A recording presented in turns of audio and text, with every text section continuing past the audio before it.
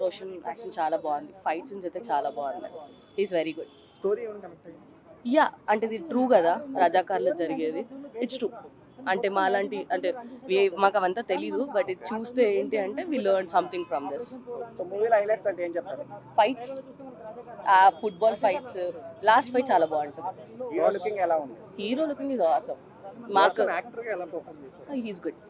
మా ఇప్పుడున్న జనరేషన్కి ఈజ్ వెరీ గుడ్ మెచ్యూరిటీ కనబడింది యాక్టింగ్. కనిపించింది. సో హీరోయిన్ క్యారెక్టర్ ఎలా ఉంది? It's also good.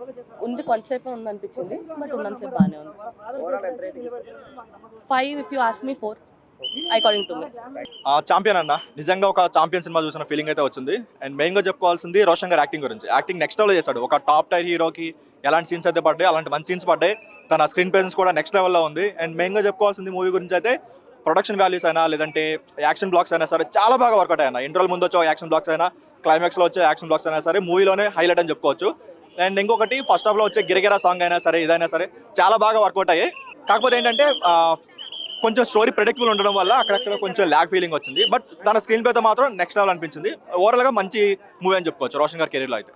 చాలా బాగుంది, కానీ సెకండ్ హాఫ్లో కొంచెం రైటింగ్ కొంచెం వీక్ రైటింగ్ అయిపోయింది. ఇంకా క్లైమాక్స్ చాలా కన్విన్సింగ్ ఉంది. కొంచెం సెకండ్ హాఫ్లో రైటింగ్ ఎక్కువ బిల్డప్ చేసి ఉంటే చాలా బాగుండేది.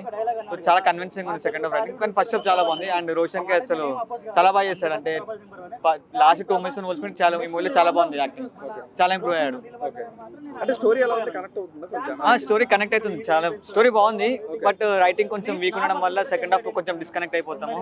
అంటే ఒకటే ప్లాట్ మీద వెళ్ళిపోతున్నది. ప్రెడిక్టబుల్ ఉంటుంది, చాలా సెకండ్ హాఫ్ మొత్తం ప్రెడిక్టబుల్ ఉంటుంది.